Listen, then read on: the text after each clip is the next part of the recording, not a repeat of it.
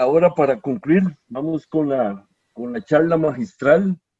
Tenemos el honor de tener a Elena Centeno García, que va a dar una charla que se denomina Evolución Paleogeográfica de México y sus conexiones con Centroamérica. Valga decir que la doctora Elena Centeno García se graduó de ingeniera topógrafo e hidrógrafa en la Escuela de Ingeniería Civil de la Universidad Autónoma de Puebla, en México. Luego realizó sus estudios de maestría de Ciencias en Geología en la Facultad de Ciencias de la Universidad Nacional Autónoma de México. Obtuvo su doctorado en Geología en el Departamento de Geociencias de la Universidad de Arizona en Estados Unidos. Es investigadora del Instituto de Geología de la Universidad Nacional Autónoma de México, la UNAM. Es miembro de la Academia Mexicana de Ciencias, de la Academia de Ingeniería de México y de la Academia Panamericana de Ingeniería. Fue la directora del Instituto de Geología del UNAM y fue presidente de la Sociedad Geológica Mexicana. Actualmente es directora de la oficina de la UNAM en Tucson, Arizona, y representante de México ante la Unión Internacional de Ciencias Geológicas. Su investigación se enfoca en la relación entre la tectónica y la sedimentación del sector occidental de México, la evolución de cuencas sedimentarias en el sur de México. Ha contribuido grandemente al entendimiento de la evolución geológica de México y su papel en las reconstrucciones paleogeográficas globales. En años recientes se ha interesado por el desarrollo de la geología forense en México. Su productividad académica incluye más de 60 artículos científicos y 24 proyectos de investigación nacionales e internacionales que incluyen proyectos de UNESCO. Ha dirigido más de 20 tesis de licenciatura y posgrado y ha impartido clases de manera regular en la UNAM y otras instituciones educativas nacionales e internacionales. Y no me queda más que dejarlas con la charla de la señora Elena Centeno García. Adelante, doña Elena, por favor. Muchísimas gracias por la presentación y quiero particularmente agradecer la invitación a estar en este congreso geológico. Para mí es realmente un sueño poder llegar a visitar la geología de Costa Rica. Yo he trabajado mucho tiempo con prismas de acreción, entonces tengo unas ganas enormes de poder visitar el complejo Nicoya. Quisiera presentar de la manera más breve que puedo lo que es la evolución tectónica de México y cuál es su relación con lo que sería Centroamérica en general, en particular con el bloque Chortis. Y bueno, espero que después de esta invitación que me hicieron, pues podamos tener una serie de proyectos conjuntos. Si ustedes, estudiantes, desean tener una experiencia sobre la geología de México, pues ya saben a quién contactar y esperemos que una vez pase esta situación que vivimos de la pandemia, pues puedan visitar México y podamos hacer programas de colaboración para que los estudiantes hagan prácticas en México. Eso para mí sería excelente. Y bueno, el contenido de la plática de hoy es, voy a hablar un poquito sobre los terrenos tectonoestratigráficos de México y después voy a hablar sobre la evolución paleogeográfica, pero voy a hablar nada más de los eventos más importantes y cuáles son las evidencias y problemas como ejemplos, ¿no?, de la complejidad que tiene la geología de México. Y precisamente para representar esa complejidad geológica que tiene México, utilizo esta imagen de satélite. Si ustedes observan, México forma realmente como una especie de península o como una saliente del cratón de Norteamérica. Vemos que la parte central del cratón de Norteamérica, pues que está definida por las rocas más antiguas, es una zona tectónicamente estable durante el Fanerozoico, y eso se refleja pues por ser una zona plana y poco montañosa. Sin embargo, cuando vamos hacia el sur, pues vemos que México tiene otra diferente orografía y vemos que es muy angosto. Realmente México es una saliente de tierra muy angosta.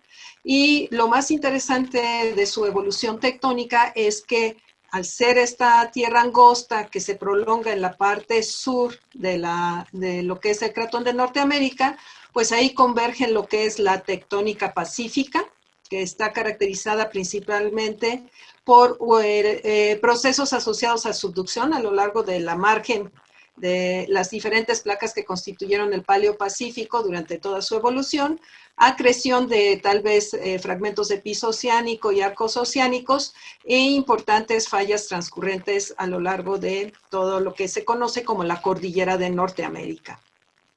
Pero no nada más México fue afectado por esta tectónica pacífica, sino que también se ve influenciado por lo que es la tectónica atlántica. Y esta tectónica es muy distinta. Al mismo tiempo que está ocurriendo subducción y tenemos formación de arcos hacia el occidente de Norteamérica, pues en el oriente vamos a ver que se presenta lo que es el ciclo Wilson, apertura y cierre de océanos, principalmente durante el Paleozoico. Hay colisiones continente-continente y ya durante lo que es el Mesozoico, pues todo el proceso de apertura del Océano Atlántico y el Golfo de México. Y si ustedes observan la tectónica atlántica, pues de alguna manera tiene que estar interactuando con la pacífica a través de toda la evolución de México. Aquí la pregunta que nos hacemos siempre es, cuando llegamos a algún afloramiento de rocas, es si estas rocas que tenemos enfrente de nosotros están vinculadas o relacionadas más a una tectónica atlántica o más a una tectónica pacífica, o son simplemente el origen de una transición compleja entre dos ámbitos tectónicos totalmente distintos. Y para acabarla de hacerla más compleja, pues tenemos también que en el sur de México se presenta la interacción entre lo que es la tectónica pacífica, la atlántica y la tectónica del Caribe, que está caracterizada principalmente pues, por importantes fallas de transcurrencia, que representa el límite entre la placa Caribe y la placa de Norteamérica, pero también por subducción y algunos procesos de rift. Entonces, el sur de México es particularmente complejo porque tenemos la interacción de tres ámbitos tectónicos totalmente distintos. Y bueno, ¿qué son los terrenos estratotectónicos? Me gusta siempre hablar un poco sobre la definición de un terreno. Es una entidad geológica que está caracterizada por una secuencia estratigráfica o un conjunto litológico, un conjunto de rocas que son distintivos de esa entidad geológica y que presenta una historia geológica diferente de la historia de los terrenos vecinos o del cratón más cercano. Por definición, todos los terrenos están limitados por fallas y son fallas importantes, principalmente fallas a niveles corticales. Y lo interesante aquí es que un terreno, pues realmente lo que está representando es un fragmento de litosfera limitado por grandes fallas. El concepto de terreno se acuña en la cordillera de Norteamérica. Aquí tenemos el mapa desde Alaska hasta California de los terrenos tectonoestratigráficos de la cordillera de Norteamérica y bueno, actualmente existen mapas de terrenos de todo el mundo y aquí lo que estamos viendo es que estos fragmentos litosféricos que vemos de diferentes colores representados en diferentes colores van a tener la característica particular de tener una estratigrafía propia, pero sobre todo una estratigrafía que refleja un cierto ambiente tectónico. Esto es que el concepto de terrenos estratotectónicos se convierte en una herramienta cartográfica para separar conjuntos de rocas que tienen evoluciones tectónicas diferentes.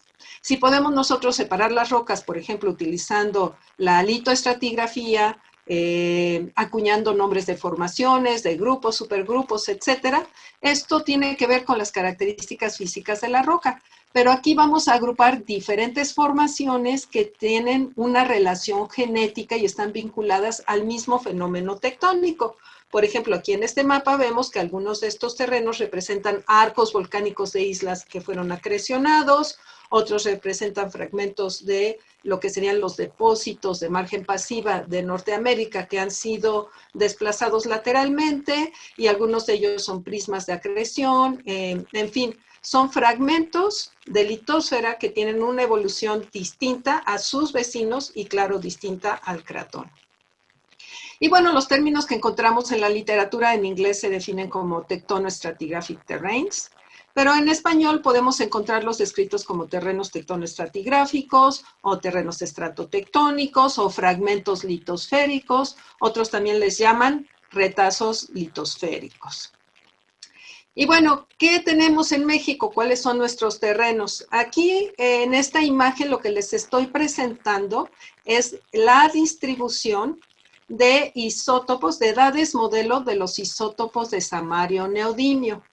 Este sistema de samario neodimio lo que nos dice es la edad de las rocas cuando se separaron del manto. O sea, en el momento en que tienen su primera cristalización, se cierra el sistema y nosotros podemos fechar ese momento en el que la roca cristaliza por primera vez. Puede después ser reciclada, ya sea por eventos magmáticos o por eventos sedimentarios o inclusive por eventos tectónicos, pero nos está diciendo qué tan antiguas son las rocas que están ahí. No es la edad de formación, no es la edad de deformación, no.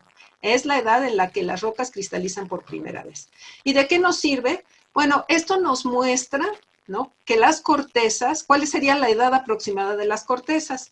Vemos que en México hay una corteza de más de 1,000 millones de años en la parte norte y algo de cortezas que tienen también de más de 1,000 millones de años en la parte oriental. Pero vemos que hacia el oeste van disminuyendo esas edades modelo. O sea, aquí ya vemos rocas que se van a estar formando en el Paleozoico e inclusive algunas muy juveniles que ya se forman hasta el Mesozoico.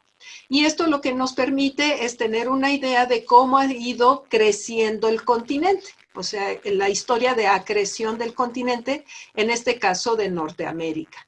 También nos refleja que esta corteza que vemos en la parte norte de México es la extensión hacia el sur del cratón de Norteamérica. O sea, es lo único que es autóctono con respecto al cratón de Norteamérica. Y como ustedes pueden ver, aproximadamente el 80% del territorio de México está generado o se originó a través de la acreción de estos fragmentos de litósfera.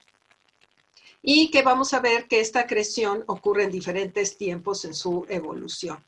Y bueno, otra cosa interesante que nos dejó ver este estudio de los isótopos es que si ustedes observan aquí, aparentemente hay un traslape por una cabalgadura. ¿Y esto qué quiere decir? Que en estos puntos de aquí se presentan volcanes recientes, son volcanes cuaternarios, que tienen cenolitos que tienen edades de más de 1,300 millones de años, que nos están indicando que está muestreando una corteza continental antigua.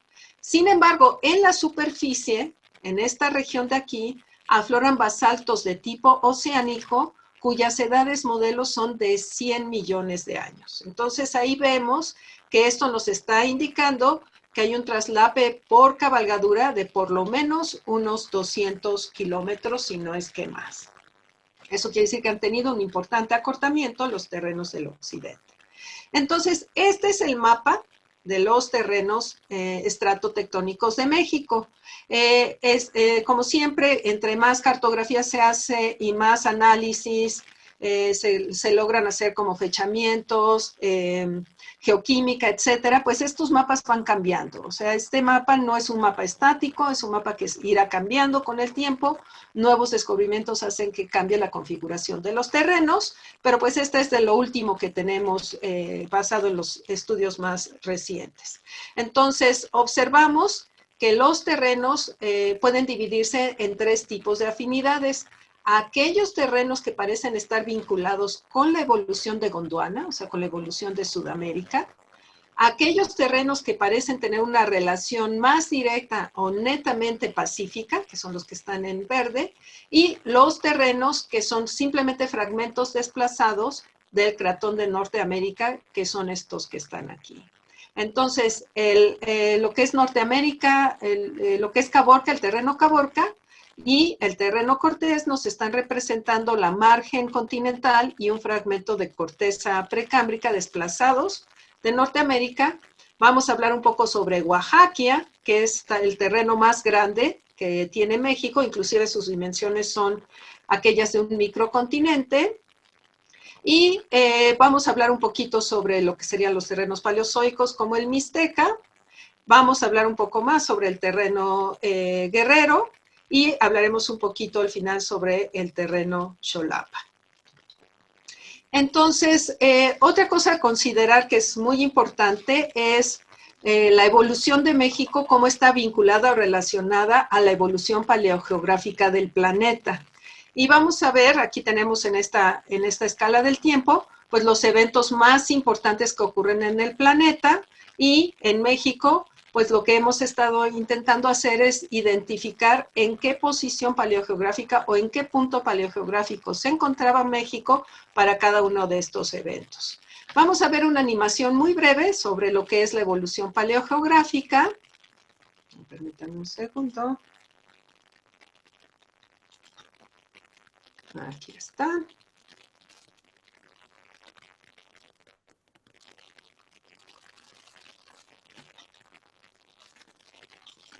Y este que tenemos aquí es un modelo de Scottish que inicia con lo que es el ensamble de la Rodinia. En este momento de aquí tenemos la Rodinia, que es el primer supercontinente que está ocurriendo alrededor de finales de lo que es el Proterozoico, alrededor de los 740 millones de años estaba ensamblada la Rodinia, y aquí tenemos en el centro a lo que corresponde a Norteamérica, a lo que sería el cratón de Norteamérica. Y bueno, en estas representaciones ponen a México ligado directamente a Norteamérica durante toda su evolución, lo cual en esta plática vamos a ver que no es cierto. Entonces vemos que en el primer proceso se abre lo que va a ser el Océano Pacífico, vemos que Norteamérica que todavía está formando parte de estos grandes continentes, y aquí vemos donde se separa Norteamérica y empieza a formar un continente independiente, que es el que conocemos como Laurencia. Y aquí vemos en rojo lo que se conoce como el precordillerano, que se encuentra en Chile, que es un terreno que originalmente estaba con Laurencia y que se transfiere a Sudamérica. Y si se fijan en este modelo de aquí, México lo mantienen pegado a lo que sería Norteamérica, y ahorita van a ver que no es cierto, que en realidad México no estaba ahí, sino que para estos tiempos andaba por ahí paseando con lo que en su momento va a llegar a ser Gondwana, ¿no? Con Sudamérica.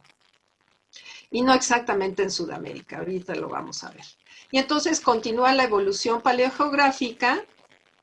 Vemos que Laurencia está independiente y durante este tiempo la mayoría de México está asociado a lo que sería Gondwana. Vemos un primer contacto de Laurencia con lo que sería Gondwana en una pequeña colisión, un pequeño orógeno, y después vemos que se vuelve a separar.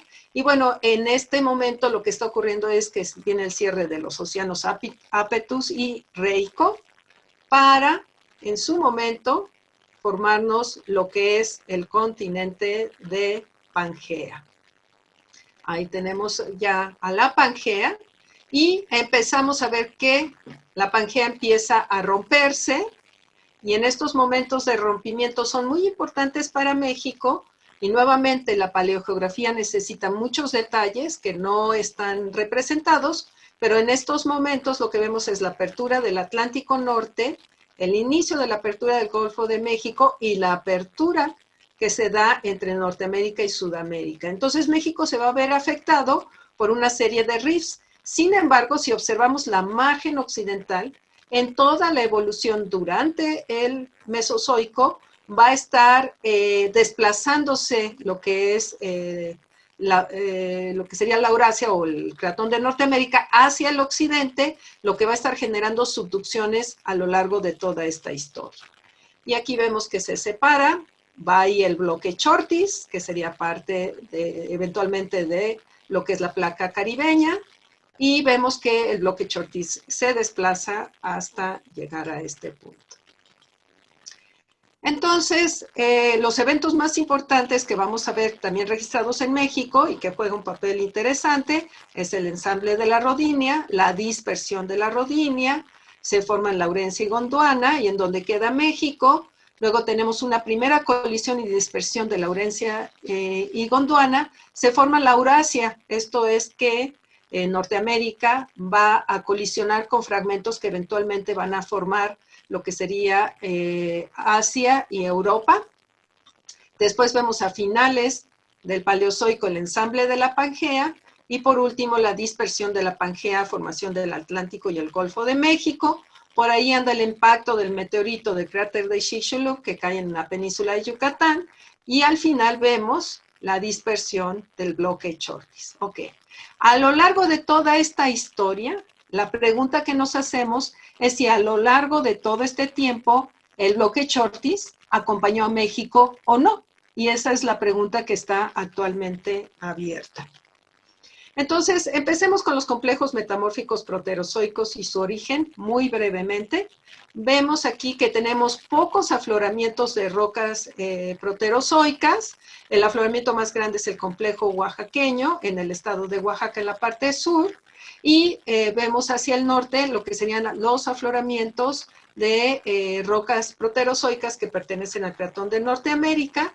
Y bueno, este complejo oaxaqueño es el que nos ayuda a definir realmente la evolución de Oaxaquia y algunos otros afloramientos que también se están presentando de estas mismas rocas proterozoicas, pero que son muy pequeñitos en estas otras localidades. Y aquí vemos algunas imágenes, pues son rocas intensamente deformadas. En la parte norte de México se han hecho estudios muy interesantes sobre isótopos, tanto en rocas antiguas como en rocas ígneas más recientes, para encontrar hasta dónde se encuentra la margen de Norteamérica y en dónde se adelgaza para pasar tal vez a una corteza distinta. Y también se ha intentado cartografiar pues de las provincias más importantes de Norteamérica, la Yavapai, la Mazatzal, lo que sería el mismo Grenville, hasta dónde están llegando en la parte noroeste de México, y estos serían los mapas de la distribución de estas rocas hasta el momento. Y podríamos decir que el contorno isotópico que limita el continente precámbrico pues pasa en el estado de Sonora, muy al norte de México. Y entonces, ¿qué es Oaxaca? Oaxaca tiene las dimensiones de un microcontinente. Este mapa, que es su distribución más importante y en donde pueden encontrarse algunos fragmentos de este mismo Oaxaca, pero ya desmembrados por fallas más recientes y por la apertura del Golfo de México, pues son lo que se encuentra en morado. Y lo que sería Oaxaca se define tanto por la información de los cenolitos, que nos permiten ver cuál es la composición de la corteza inferior, como de afloramientos de rocas en superficie. Y las edades de estas rocas son rocas de alta presión y temperatura. Hay charnuquitas, hay granulitas, son rocas que realmente nos están indicando que vienen derivadas de la parte más profunda de la corteza. Aquí tenemos una imagen de un mármol cipolino, que son comunes en los terrenos proterozoicos, y bueno, vemos que las edades se aproximan a lo que se conoce como la edad de la orogenia Grenville en Norteamérica, o que le llamamos el Grenvilliano, ¿no? Y bueno, se han hecho muchos estudios, hay muchos autores que han trabajado para poder desmenuzar la historia geológica de lo que es Oaxaca, sobre todo para entender cuáles son las edades de sus rocas y los eventos de deformación para poder reconstruir la paleogeografía. Y bueno, este es el mapa de Rodinia, más o menos a los 700 millones de años, y todo lo que se ve en naranja son rocas grenvillianas, o sea, son rocas que tienen la misma edad que Oaxaca. Y bueno, se ha hecho mucho trabajo para intentar correlacionar a Oaxaca y encontrarle su posición paleogeográfica dentro de este mapa. Hay autores que piensan que Oaxaca estaba muy cerca de su posición actual en Laurencia y que estaba asociada más bien a lo que sería el Grenville de Texas. Pero hay otros autores que piensan que más bien andaba por aquí, entre Amazonia y el Congo, y que tiene una vinculación con rocas también de Laurencia, pero que se encuentran un poco más al norte. Y por último, hay autores que dicen que probablemente Oaxaca se encontraba entre Amazonia y Báltica. Ahora bien, si Oaxaca tiene su prolongación en el bloque Chortis, quiere decir que parte de la evolución de la placa caribeña en sus estadios más antiguos pudo haber estado, ya sea cerca de Amazonia, cerca de Báltica o cerca del Congo, o inclusive cerca de Texas, ¿no? Y entonces esto es muy interesante si es que hay fragmentos de rocas proterozoicas que son idénticas al complejo oaxaqueño, de lo cual sí se han encontrado algunas evidencias de presencia de lo que sería el proterozoico en lo que es el bloque Chortis, pero todavía no se tiene definido exactamente si pertenecen o no a Oaxaca como la conocemos. Entonces tenemos todavía muchas preguntas pendientes: cuándo y en qué ambiente tectónico se formaron las rocas, cuál era su posición estratigráfica, cuándo y en qué ambiente fue el metamorfismo y cuántos eventos metamórficos tiene. Esta de aquí, esta imagen de aquí muestra algunas de las reconstrucciones paleogeográficas. Como les digo, es divertido ver cómo la gente que trabaja tectónica regional, entre más antiguas son sus rocas, más es el grado de especulación, porque tenemos menos información. Estas rocas ya están intensamente deformadas y metamorfizadas. Entonces es muy difícil correlacionarlas con algo, ¿no?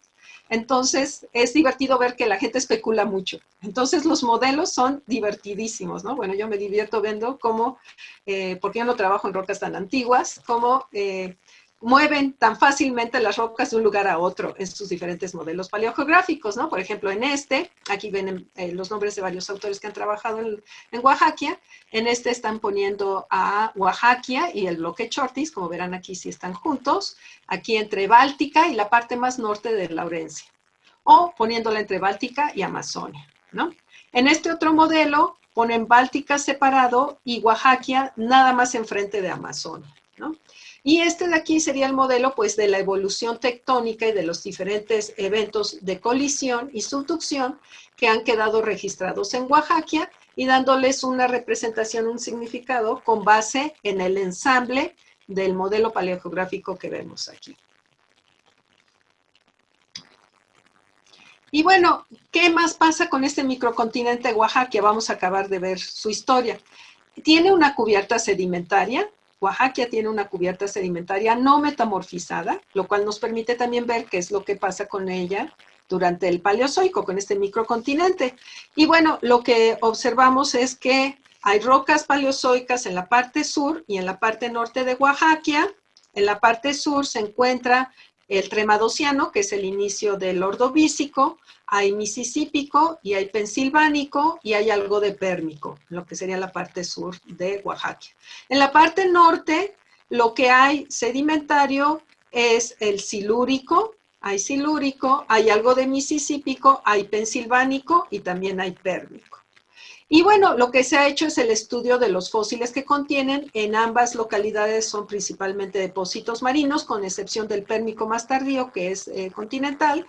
La mayoría de los depósitos son marinos y se han hecho estudios de los trilobites, de los conodontos, de los braquiópodos que contiene, pues para intentar ver a qué provincias o a qué paleogeografía pertenecen.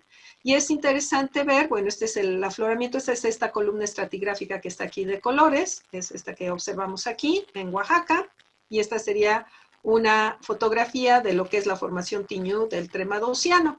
Y bueno, lo interesante es que los fósiles tremadocianos de la formación Tiñú en Oaxaca tienen afinidad con Gondwana, ¿sí? Y los conodontos tienen afinidad con Báltica. O sea, vamos a ver que los fósiles que se encuentran en el sur de Oaxaca van a tener muchas similitudes con las faunas que se encuentran en la parte norte actual de Sudamérica y lo que sería la península báltica en Europa. Y este es el mapa paleogeográfico para el Tremadociano, para la parte temprana del Ordovícico. Geográficamente, pues Gondwana se encontraba en el polo sur, y aquí estaría Báltica y aquí estaría Laurencia alejada, ¿sí? Y entonces sí, los fósiles nos están indicando correlación tanto con Gondwana como con Báltica, pues podríamos pensar que Oaxaca y probablemente el bloque Chortis se encontraban en esta posición paleogeográfica para el Ordovícico, o sea que no estaban con Laurencia como lo vimos en la animación paleogeográfica. Y bueno, es interesante ver que las faunas silúricas, que ya son un poco más jóvenes, pues se encuentran vinculadas o relacionadas a lo que se conoce como las faunas, los braquiópodos del Viejo Mundo.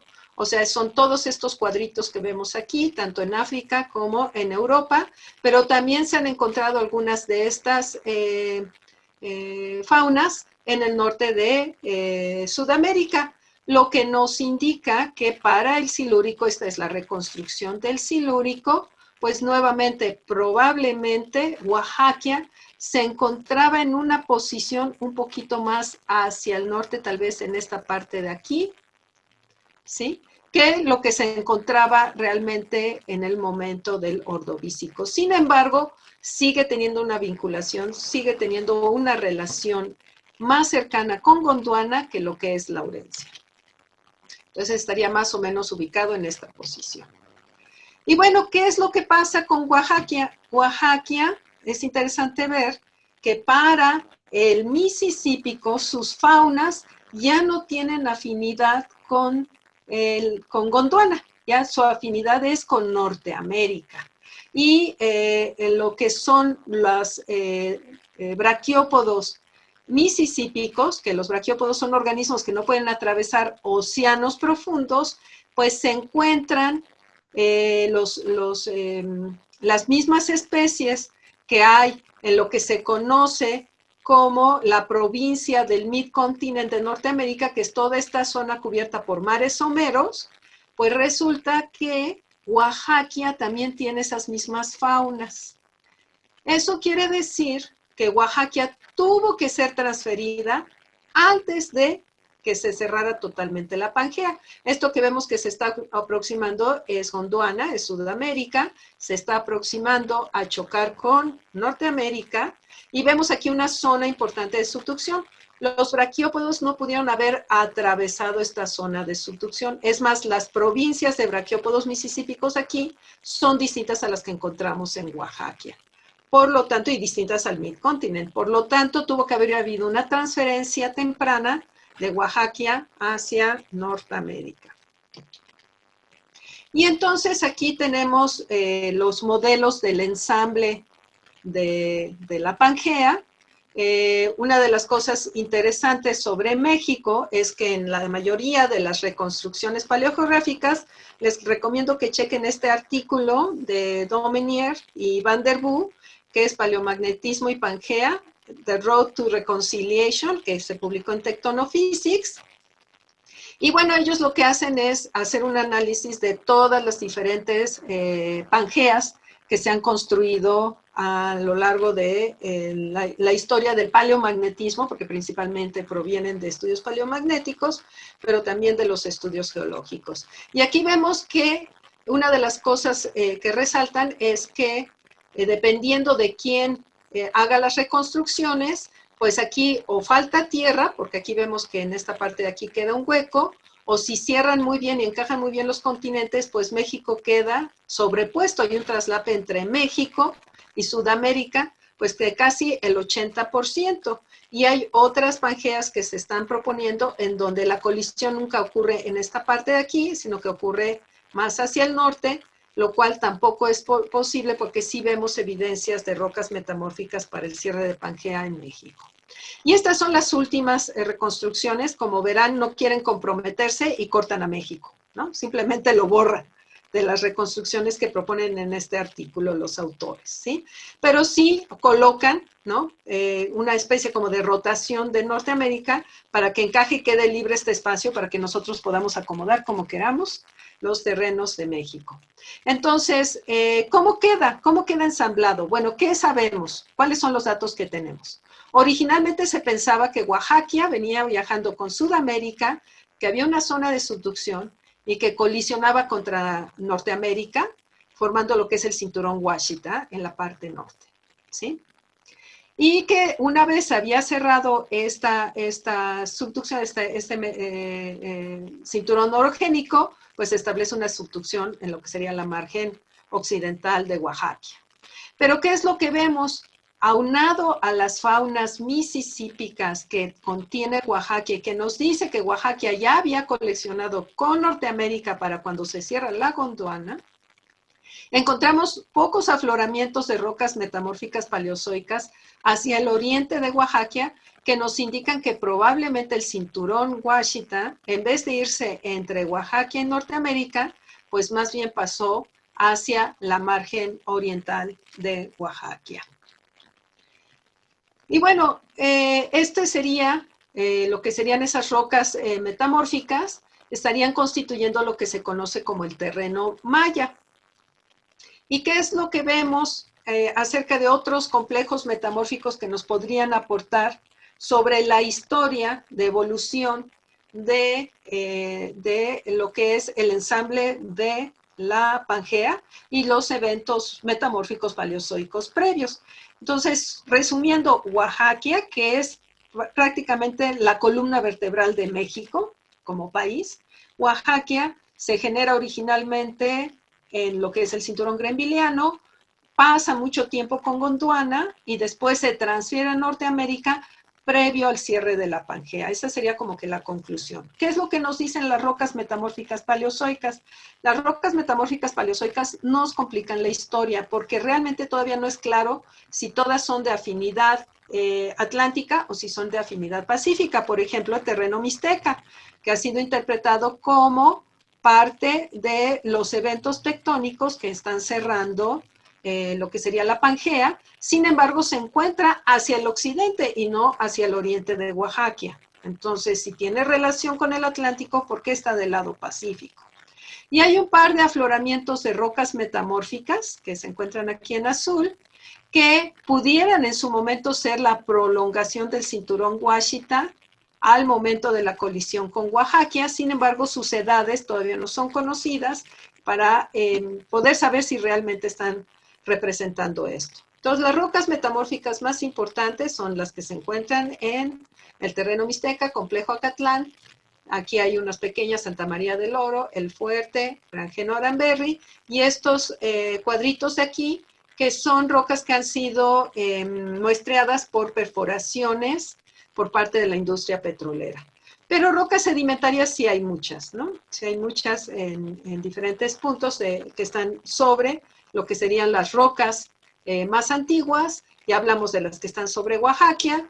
Las que están en Norteamérica realmente no tienen mucho que platicar porque pues son asociadas a Norteamérica, pero sí esto que está en amarillo, que está tanto en la península de Baja California como en México, resulta que es una secuencia muy gruesa de rocas sedimentarias de margen pasiva, de talud continental, que van en edades desde el Carbonífero. Hay algunas que inclusive parecen llegar hasta el Devónico, hay edades probables, pero sobre todo va del Carbonífero al Pérmico, y que parece tener relación por procedencia, o sea, por circones detríticos con Norteamérica, pero que ahora lo vemos formando parte del basamento de lo que es el terreno guerrero. Entonces, estas son algunas imágenes del complejo Acatlán. Y bueno, nuevamente aquí están algunos modelos en los que hablan de colisiones entre Laurencia y Gondwana, que se transfiere el terreno mixteca a lo que sería Gondwana y que luego a la hora de volver a cerrar la Pangea es transferido a Norteamérica. Y aquí estarían otros modelos que son un poquito más complejos, en donde más bien habla de que viene la colisión, pero que el Mixteca realmente está representando colisiones de arcos oceánicos que tienen que ver más con la evolución pacífica y que tienen como un bypass con lo que serían las colisiones asociadas al cierre de la Pangea. Entonces son modelos distintos propuestos para estas rocas metamórficas. Y bueno, ¿qué pasa a finales del Pérmico? A finales del Pérmico sabemos que hay sucesiones volcánicas y volcanoclásticas. En algunos puntos de México está la localidad de Las Delicias, aquí en el norte Vicente Guerrero, Tuzantla y la formación Matsitsi. Todas estas rocas del Pérmico están depositadas sobre Oaxaca. Y lo interesante es que todas ellas tienen las características estratigráficas y geoquímicas de un arco volcánico.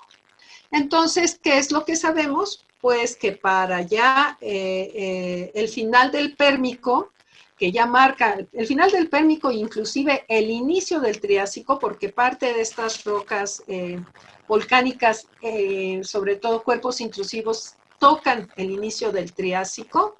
Se están formando a lo largo de un arco volcánico, que se desarrolla sobre Oaxaca con una subducción del Pacífico, vemos aquí la zona de subducción, que va a estar en condiciones subacuas, porque es un arco submarino, pero recibiendo sedimentos de la parte continental. Y durante la evolución de este arco, aquí vemos, por ejemplo, las ignimbritas que se asocian a este arco. Localmente, en algunos puntos, hubo exposición subaérea, como en la parte sur, en lo que sería la formación Matsitsi, en donde hay una población muy importante de helechos. Y estos helechos nuevamente muestran ciertas afinidades con Gondwana. Lo que nos indica, bueno, en ese momento pues sí hay transferencias de flora entre Norteamérica y Sudamérica, porque ya es el momento en que ya está ensamblada la Pangea, pero es interesante ver que todavía sigue preservando esa afinidad gondwanense y tiene menos influencias de lo que serían las floras de Norteamérica o de Laurencia. Ok, y bueno, y al oriente de Oaxaca, como les comentaba, hay rocas metamórficas. Uno de los complejos más importantes es el macizo de Teciutlán, que se encuentra este punto aquí, en lo que sería la margen del Golfo de México. Estas rocas son importantes porque son los yacimientos de sulfuros masivos más antiguos de México y que tienen una afinidad o tienen muchas cosas en común con los sulfuros masivos que se encuentran en los complejos metamórficos de la cordillera de los Apalaches. Entonces, se ve que estas rocas tienen de alguna manera afinidad con lo que sería el cinturón apalachiano, que recuerden que recibe el nombre de Apalaches hacia el norte y aquí ya en la parte sur se le llama Marathon Ouachita, pero sigue siendo el mismo cinturón orogénico que se forma por la colisión continental y que deja como sándwich entre los dos continentes algunos fragmentos de arcos oceánicos y otras rocas. Y bueno, estas rocas tienen edades que van de los 500 millones de años y la edad de deformación, pues el pensilvánico al pérmico más temprano. Ok, entonces con esto cubrimos el paleozoico y el proterozoico. Si tienen alguna pregunta pueden irlas poniendo en el chat, yo estoy aquí viendo el chat. Pero ahora vamos a hablar qué pasa en el Mesozoico. Bueno, del Mesozoico temprano, lo que sería el Triásico, en México tenemos muy poquito, casi no hay Triásico. Hay unos cuantos afloramientos del Triásico continental en Norteamérica, en lo que sería el Cratón de Norteamérica en el estado de Sonora. Y el otro Triásico que es importante y sí está ampliamente distribuido es el Triásico más superior, lo que es el nórico, el cárnico nórico, que sería ya casi a finales del Triásico. Y en México está representado por dos tipos de localidades, unas que son turbiditas, siliciclásticas, muy ricas en sílice, derivadas de ambientes continentales, que forman un abanico submarino que se depositó en la margen occidental de Oaxaca. Recuerden que Oaxaca va aquí más o menos aproximadamente. Y lo que está marcado con estrellitas es otro tipo de roca. Son estas mismas turbiditas que se ve que se depositaron en un piso oceánico, pero que después de haberse depositado en un piso oceánico fueron deformadas por subducción. Y estas son lo que nos están constituyendo el complejo de subducción del Triásico superior, Jurásico inferior. Y este complejo de subducción pues está formado por un melange. La matriz son estas rocas siliciclásticas del Triásico y que adentro tiene bloques, es un melange sedimentario, adentro tiene bloques de gabros, tiene bloques de lavas almohadilladas, pedernales o bloques de pedernales que han sido intrusionados por microgabros, como es este caso, todos formando bloques exóticos desde tamaños muy pequeñitos hasta tamaños muy grandes. Y solamente hay una localidad en la parte más costera de los afloramientos de este prisma de acreción que tiene facies de esquistos azules, que es esta imagen que estamos viendo acá. Estas rocas, que son rocas ultramáficas, están afectadas por lo que sería facies de esquistos azules, lo que nos indica una subducción. Entonces lo que tenemos realmente es un importante prisma de acreción que fue relativamente ancho, que no sabemos si se formó porque había una vergencia hacia el este o hacia el oeste, pero lo que sí sabemos es que es una mezcla tectónica asociada a una zona de subducción. Y aquí están los modelos y la distribución geográfica actual de este prisma de acreción.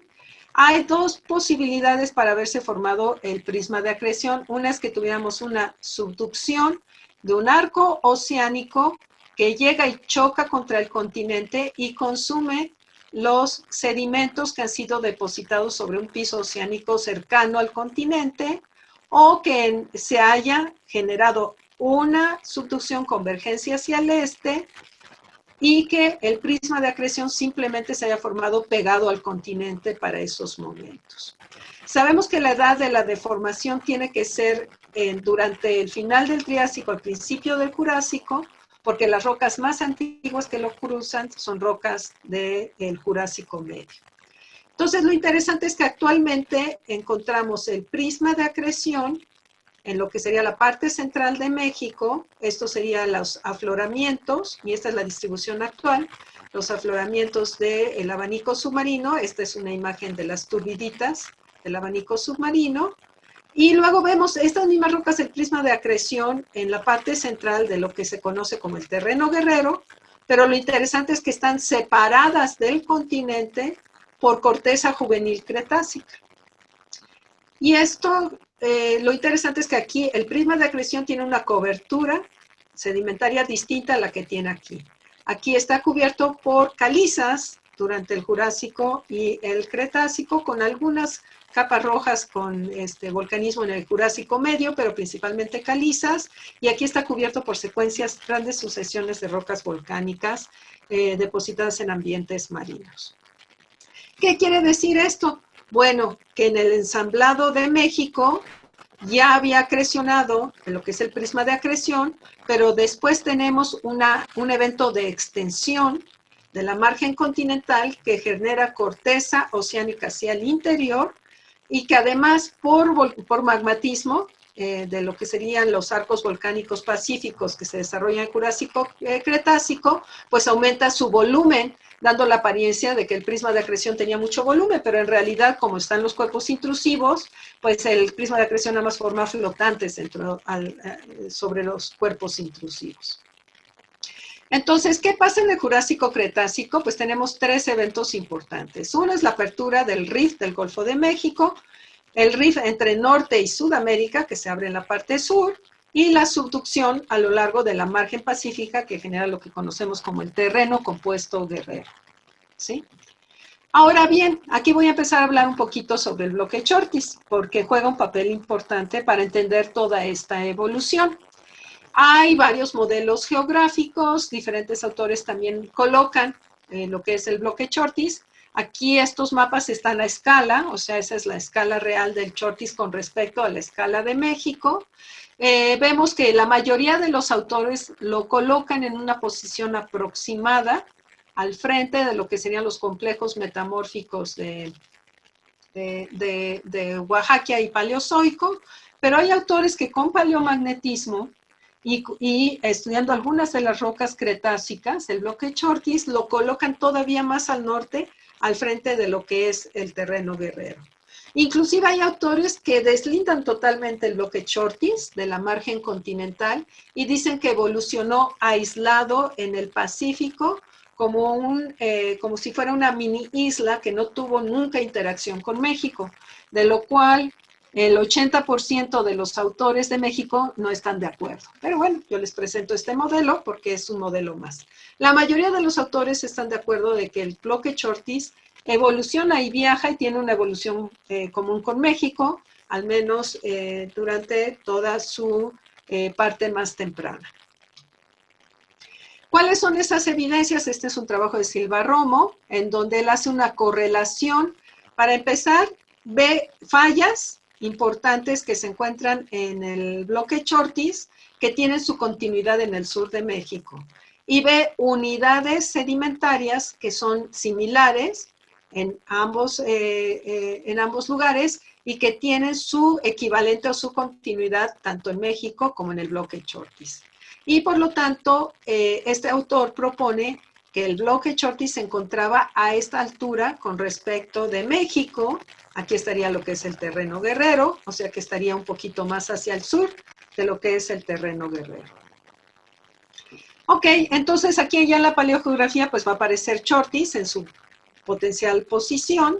¿Qué es lo que vemos durante el Jurásico en cuanto al magmatismo? Vemos que hay pocas localidades, pero muy dispersas con rocas ígneas. Hacia la parte oriental, las rocas ígneas tienen composiciones principalmente riolíticas, están asociadas a depósitos fluviales y aluviales y parecen tener una vinculación mayor con procesos de rift que con procesos de subducción. Hacia el occidente vemos ya rocas de lo que sería el Jurásico más tardío, que aparecen aquí en tono de rosa. Estas localidades son importantes porque van a estar representando lo que serían los edificios volcánicos y que contienen sulfuros masivos y que luego a su vez van a sufrir rift por estas rocas oceánicas que son más jóvenes, que ya son del Cretácico inferior, que se encuentran entre los dos. Y realmente las únicas rocas que tienen evidencias claras de subducción pues se encuentran a lo largo de la costa de México y son rocas del Jurásico más tardío, 158, 165 millones de años. Y bueno, el modelo que se propone es que hay una subducción, pero que está sufriendo retracción de la subducción o rollback, que genera una extensión en el arco hasta formar este fragmento de corteza oceánica. Entonces, hablemos nada más un poquito. No hay eclogitas en el complejo de subducción Triásico-Jurásico y probablemente es porque estamos viendo la parte más superior del complejo, no ha sido erosionado y tampoco se han encontrado como pods tectónicos dentro del Melange. Hablemos un poquito sobre lo que es el terreno compuesto guerrero. Está formado por 4 terrenos, que son el terreno Teloloapan, este que está aquí, el terreno Arcelia-Cihuatanejo, que es este que viene acá de verde, el terreno Cihuatanejo, que es el de rojo. Esto que vemos en gris es el magmatismo cenozoico que cubre y no nos deja ver realmente las rocas, ¿no? que están constituyendo esta parte de acá, y el terreno Tahue que está aquí en la costa. La línea naranja es el límite del terreno y es una gran cabalgadura. Y bueno, se dividió en estos subterrenos porque hay diferencias tanto en la naturaleza de la cobertura como de lo que serían sus basamentos. Y aquí vamos a ver rápido algo de la estratigrafía de cada uno de ellos. El Teloloapan está formado por un magmatismo principalmente de edades del Cretácico inferior, que va del Berriasiano al Barremiano, tal vez un poco del Aptiano temprano. Aquí vemos algunas fotografías. Este es otro mapa, estos son 40 kilómetros para que se den una idea del afloramiento. Este sería el terreno Teloloapan, hay tobas máficas, peperitas félsicas, turbiditas volcánicas, brechas volcánicas, derrames dacíticos. Y bueno, toda la estratigrafía de lo que sería el subterreno Teloloapan nos indica la presencia de calderas submarinas. Estas calderas submarinas en arcos actuales se ve que son muy comunes en arcos que están en condiciones de rift, como por ejemplo el arco de Tonga Kermadec o el arco de las Marianas. Y lo importante de estas calderas es que actualmente se ve que hay sulfuros masivos en formación y precisamente en este subterreno Teloloapan están los yacimientos de sulfuros masivos más importantes de México, que son Rey de Plata, Campo Morado y lo que sería Tizapa.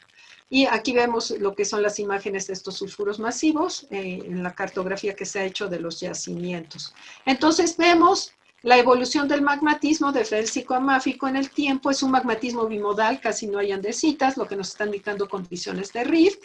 Pasan de andesitas pasa de riolitas a basaltos o andesitas basálticas. Y bueno, es importante destacar que es una estratigrafía típica de calderas submarinas. ¿Qué son Arcelia y Guanajuato? Que aquí en este mapa geológico de México están delineados. Este sería lo que es esta pequeña, angosta cinturón de rocas. Pues estas rocas son totalmente distintas. Estas son lavas almohadilladas, tienen encima pedernales y tienen lutitas de aguas profundas, y pues se trata realmente de lo que sería una secuencia típica de piso oceánico. La afinidad geoquímica que presentan las lavas almohadilladas van de arco primitivo a rift. Y sobre todo sus firmas de tierras raras nos indican lo que son las firmas típicas de un volcanismo de trazarco. Las edades también son del Cretácico más temprano, lo que está coincidiendo con lo que sería el rift de las calderas y el inicio de la formación de este piso oceánico. Y entonces nos preguntamos si el piso oceánico se estaba formando como un rift de océano, ¿no? Simplemente un rift intraoceánico, o si se trata de un rift que les llaman de suprasubducción, o sea, un rift de trazarco. Y realmente toda la estratigrafía y la procedencia de los sedimentos que contiene estos subterrenos nos indica que más bien tenemos un modelo como este, ¿sí? En donde tenemos un arco volcánico y lo que sería el trazarco, pero la vergencia de la subducción no es hacia el oeste, es hacia el este, es hacia México. En realidad, las tomografías del manto nos indican que la subducción convergencia hacia el este por debajo de México lleva actuando del Jurásico al reciente. Y lo único que hemos tenido en la parte superior es cambios entre arcos extensionales y arcos contraccionales, ¿no? Entonces se abren y se cierran pues por cambios en los movimientos de placas y en la inclinación de la placa subducida. Y bueno, estos dos subterrenos, Arcelia y Teloapan, son los más intensamente deformados del terreno guerrero. Hay un mínimo de 200 kilómetros de transporte de estos terrenos sobre la corteza continental. Vean qué intensa es la deformación, lo que nos indica que si ahora tienen alrededor de 50, 60 kilómetros de anchura, pues probablemente tenía 3, 4 o 5 veces más. ¿Qué es lo que vemos hacia el occidente, que es el terreno lo que sería el terreno Zihuatanejo? Aquí veíamos Guanajuato en este mapita, aquí está Zihuatanejo y este es Tahue, que es la parte norte. ¿Qué es lo que estamos viendo en este caso en Zihuatanejo?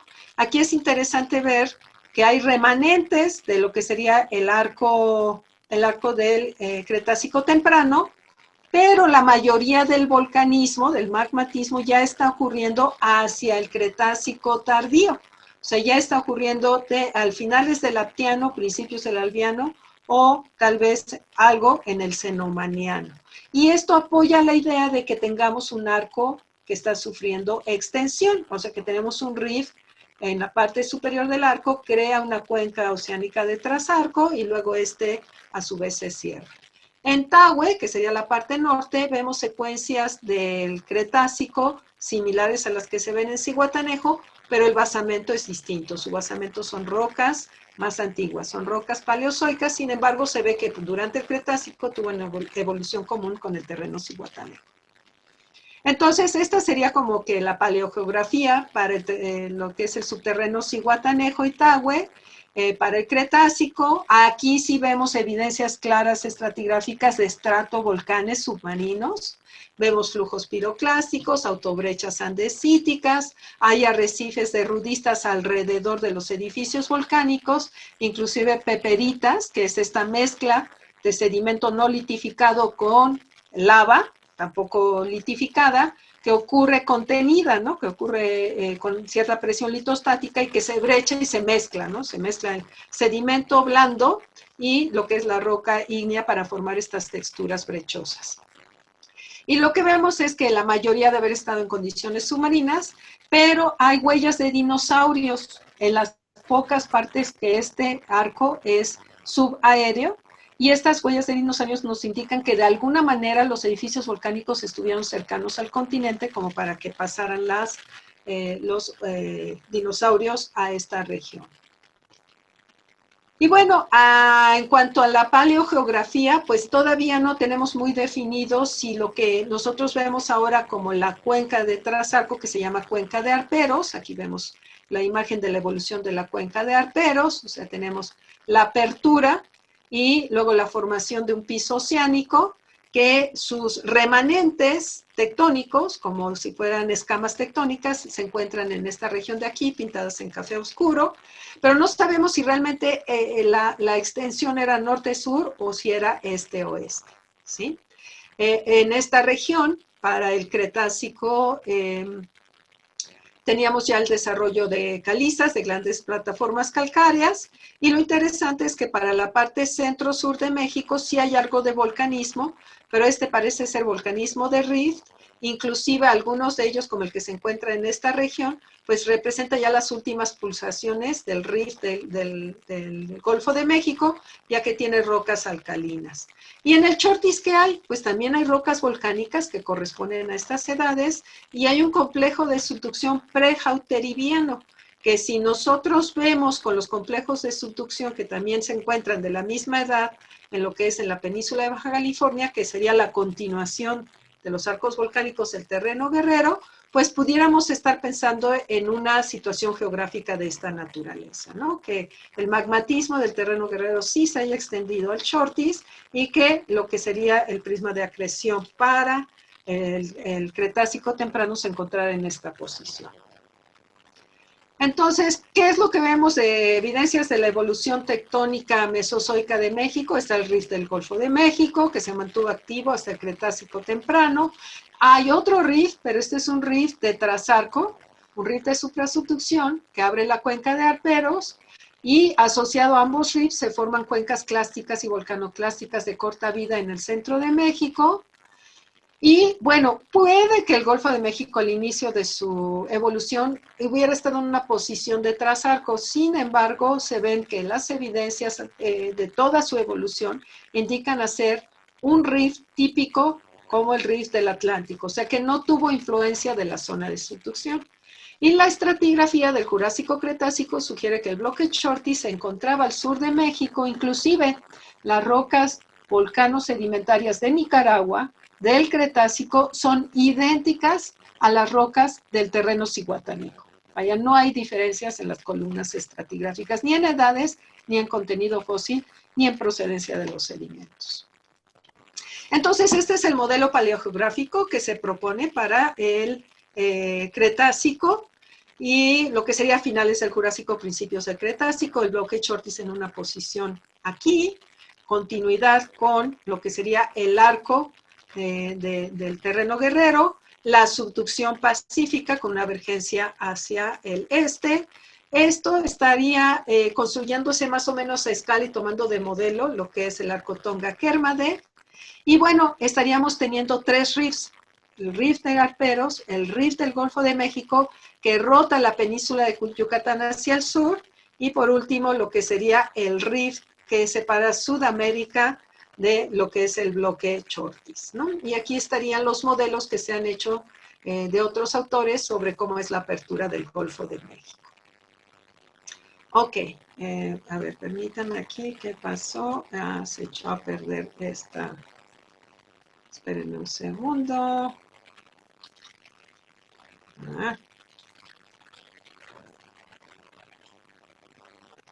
Algo le pasó, que se quedó esta que no debía de estar aquí. Listo. Bueno, entonces para el Cretácico más tardío, en todo Norteamérica ocurre una deformación importante que constituye un cinturón de pliegues y cabalgaduras que se conoce como la orogenia larámide o la orogenia Sevier. En realidad una es continuación de la otra, primero la Sevier, luego la larámide, que se generan al finales del Cretácico. Y vemos ambas deformaciones extenderse en México, y esto nos está indicando que para el Cretácico tardío hay un cambio en la orientación de la subducción, en el ángulo de inclinación. La subducción por debajo de México se hace más plana y genera esfuerzos de contracción que cierran la cuenca de Arperos para formar lo que es el cinturón de pliegues y cabalgaduras. Al mismo tiempo que se estaba cerrando la cuenca de Arperos, hay nuevamente volcanismo en la parte más occidental de México, y estas son las cuencas de antepaís o cuencas de Foreland que se forman durante este periodo de deformación. Y bueno, viendo la geografía actual, pues vemos remanentes, lo que es la morfología, lo que sería la geomorfología. Vemos remanentes del cinturón de pliegues y cabalgaduras, que estaría en esta zona de aquí, que se forma a finales del Cretácico, el eje neovolcánico, y lo que sería el volcanismo del Cenozoico de la Sierra Madre Occidental y el cinturón de pliegues y cabalgaduras de Chiapas, que se asocia con lo que es la falla Polochic-Motagua y el paso de lo que es el bloque Chortis. Entonces, ¿qué es lo que vemos del magmatismo, la evolución cenozoica? Pues correlacionando todos los puntos con la misma edad, vemos que el arco volcánico tenía esta orientación, ¿sí? Casi una orientación norte-sur, pero vemos que aquí está truncado, porque actualmente vemos una trinchera ahí. Eso quiere decir que debemos de buscar el magmatismo de esta edad probablemente en el bloque Chortis, que es en donde ha de estar la continuidad.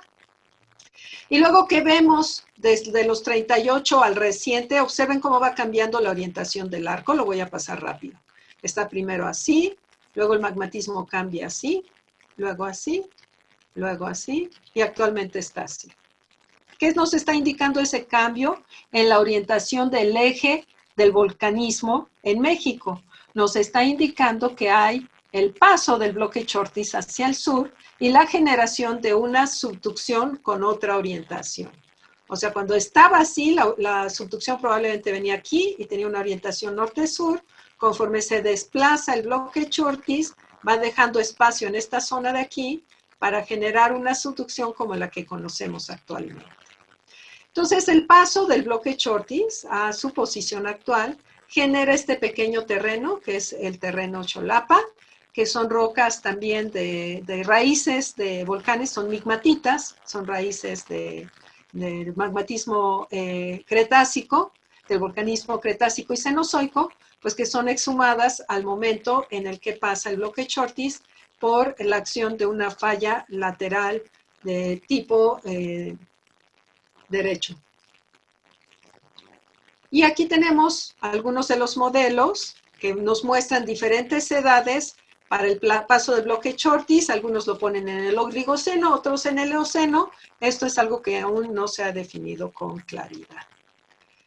Y bueno, aquí vemos lo que sería la evolución cenozoica, teniendo el Chortis en la parte norte, y la evolución cenozoica, este trabajo seguro ustedes lo conocen porque es uno de los trabajos clásicos sobre la evolución de la placa caribeana, pero vemos el bloque Chortis cómo se encuentra asociado todavía a Norteamérica, y conforme pasa el tiempo, pues vemos que es transferido al generarse la falla Polochic-Motagua a lo que sería la placa del Caribe. Y pues esto sería lo que tengo para platicarles sobre la evolución geológica de México. Espero, y sus conexiones, claro, con lo que sería el bloque Chortis. Espero no haberlos aburrido y ya sé que es una historia compleja, espero que no me haya ido muy rápido. Muchas gracias.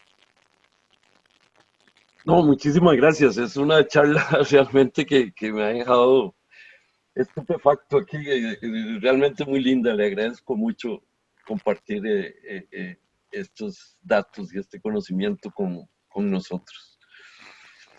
No la conocía y realmente un placer poderla escuchar. Hay algunas preguntas. Una pregunta es si hay estudios de radiolarios en los Pedernales. Sí, hay estudios de radiolarios en los pedernales de lo que sería el prisma de acreción Triásico-Jurásico, lo que es el complejo de subducción Arteaga, y son precisamente esos pedernales nos indican que las edades no pueden ser más viejas del prisma que el cárnico nórico, porque son principalmente de esa edad. Bien, también preguntan sobre si hay evidencias de subducción con geometría plana en el Sí, la registro geológico. única, fíjense que se me olvidó ponerles aquí una imagen que es muy interesante. Déjenme ver si la puedo encontrar rápidamente. No me tardo nada porque ya sé que No, ya se no hay quieren ir a problema. comer. Pero es que es interesante para entender toda esta evolución. Un segundito. Y que se me olvidó ponerla en esta presentación, ya la vi. Ahorita se las...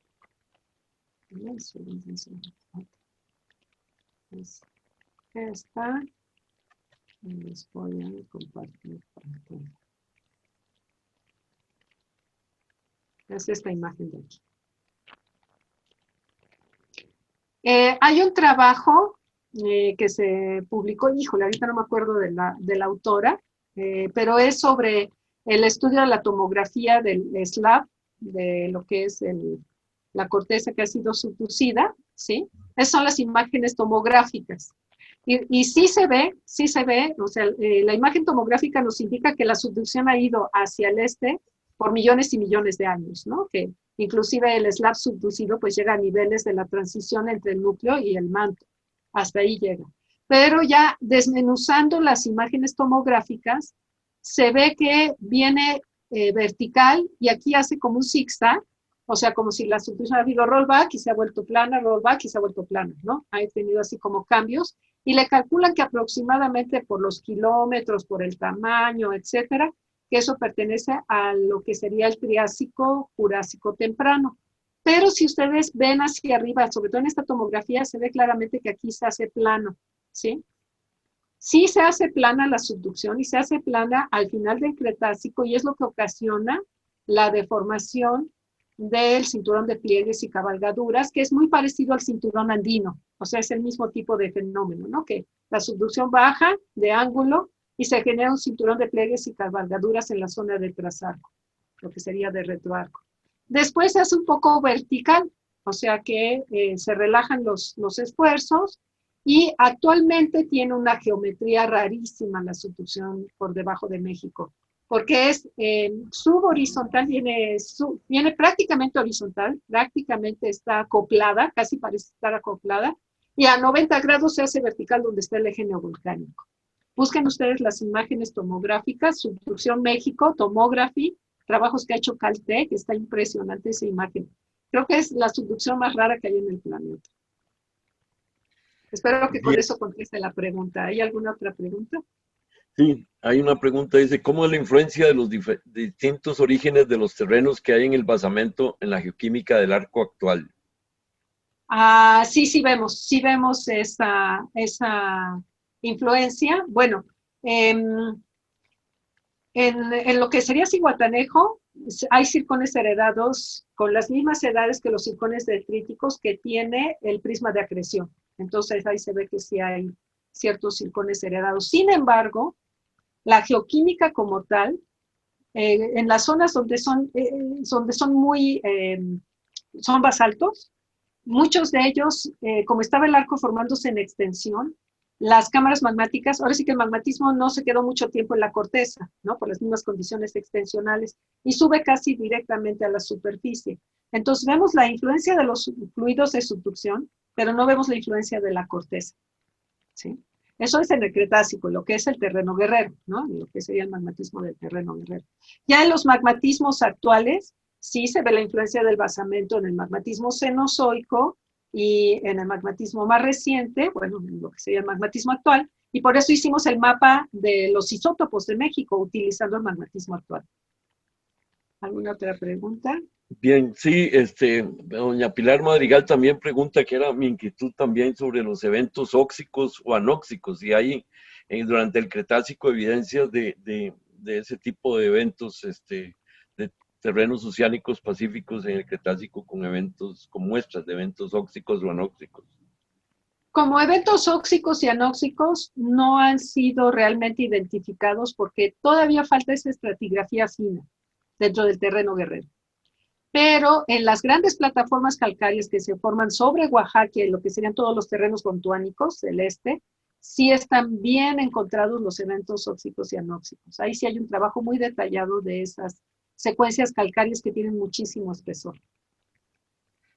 Bien, y tal vez la última pregunta para los asistentes, por favor, que no se vayan para ver si tomamos una foto grupal al Que puro sí hay final. relación de las rocas metamórficas de Oaxaca con el complejo Uchacús. En Guatemala sí, sí hay Ajá. trabajos que están encontrando relación. El basamento en Honduras es 1.000.000 de años, sí. Pues sí, la única cosa es que el basamento en Chotis, en la zona de Honduras, son esquistos y filitas, y lo que estamos teniendo en Oaxaca son charnoquitas.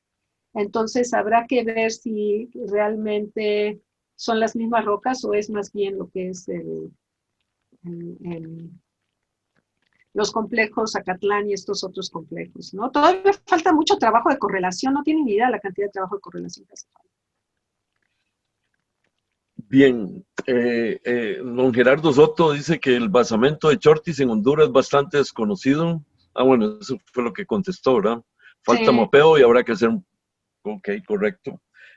Bueno, Entonces, eso es lo interesante, ahora sí de que me hayan invitado, porque puedo ayudarles para hacer esa conexión con México y que puedan ustedes visitar los afloramientos de México para poder hacer correlaciones, ¿no?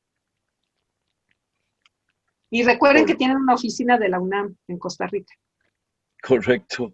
Sí, sí, no, increíble. Realmente un aplauso de mi parte, yo creo, de todos los colegas aquí. La felicito y muchas gracias por compartir esta charla con nosotros. Para los participantes, entonces, para cerrar esta sesión de la mañana, si pueden encender sus cámaras para hacer una foto grupal. Y los invito para la tarde, que empezamos las sesiones a las 2 de la tarde, tanto las sesiones de charlas como los pósters.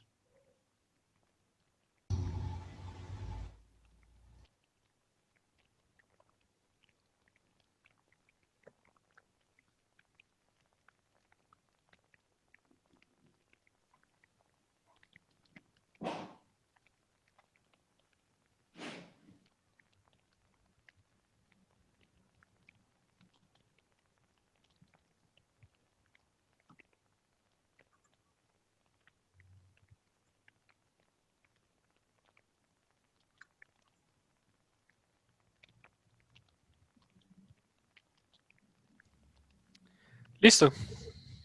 Listo, muchísimas gracias y nos vemos entonces a las 2 a todos. Esperamos Muchas gracias. que hayan disfrutado de este congreso y muchas gracias. Hasta luego. Excelente, Muchas gracias. muchísimas gracias. Hasta la Muchas tarde. Gracias. Gracias, Muchas Gracias, gracias, hasta muchísimas luego. gracias, doña Un placer Elena. haberla tenido. Excelente. Gracias por invitarme. Doña Elena, antes de que se vaya Percy y Gerardo, que sería, Qué bárbara esa bueno, señora, interesante pero está comentarle bien. la forma en que logramos traerla, ¿verdad? Que fue a través de la conversación que tuvimos, ¿verdad? Con don Carlos Valdés y del posible proyecto que podríamos tener de Ay, sí, eventualmente no le hice del curso, propaganda. ¿verdad? Sí. Y que, bueno, podría ser interesante también amarrarlo con el centro de investigación, con el posgrado, con Marco también, y que sería muy interesante, ¿verdad? Entonces, que ahí mantenemos ese canal abierto para ojalá ya planificarlo, si Dios quiere, el otro año, ¿verdad? Sí, quedamos que Ujú. para abril, ¿no? Tenemos que trabajar. Ujú, Precisamente yo pensaba contactarles para la semana que viene para que empecemos a trabajar ujú, porque se nos viene el tiempo. Sí. ujú.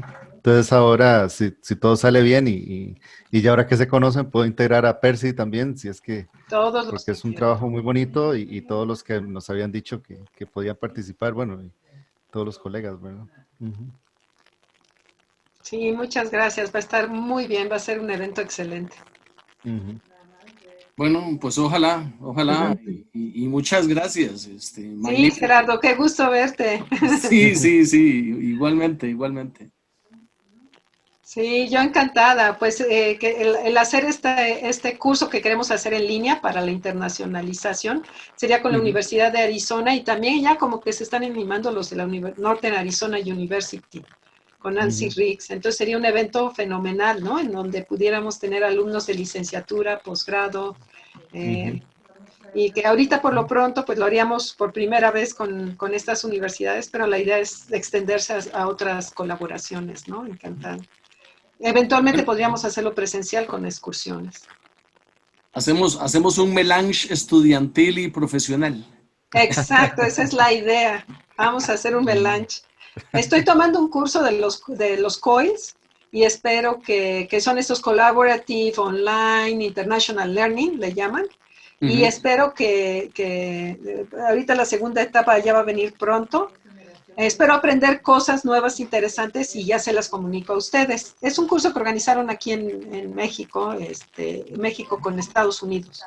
Ya les dijimos que están participando ustedes, entonces probablemente para ya la implementación podamos hacer reuniones con la gente de de la Universidad del Sur de Nueva York, que son los que tienen este tipo de actividades, inclusive con recursos de la UNESCO. Entonces, uy, no, esta cosa parece que va a funcionar muy bien, estoy muy entusiasmada. Sí. Nuevas cosas que salen con Qué bien. estos impulsos pandémicos. Ya lo Sí, vimos en una charla en la mañana sobre nuevas formas de abordar el trabajo de campo, o pre-campo, o post-campo, o sin sí. campo. Así que en buena hora, en buena hora. Sí, no, está fabuloso. Entonces, pues aprovechemos que ya los chicos se están acostumbrando, ¿no? Para poder hacer más actividades internacionales en línea, que es una manera de interactuar, ¿no? Ahora nos falta también que los estudiantes interactúen entre ellos, que esa es la idea del Correcto. taller que platicamos Mauricio y yo, ¿no? Que pudieran los estudiantes entre ellos interactuar y nosotros nada más ser testigos para que vayan creando sus redes, ¿no? De colaboración internacionales Claro. de temprana edad. Eso está muy bien. Sí, Sí, claro, nuevas vinculaciones. sí, claro. Sí, sí. Bueno, pues yo los Magnífico, dejo ir al magnífico. Bueno. lonche. Yo también voy al lonche, los veo pronto. Bueno, Un gusto, Bueno, Elena. Muchas Chao. gracias por la un placer, invitación. muchas Nos vemos gracias. Igual, pronto. sí, Ujú. por supuesto, igual para todos los que están ahí. Igual, gracias. Chao. Saludos a todos. $W.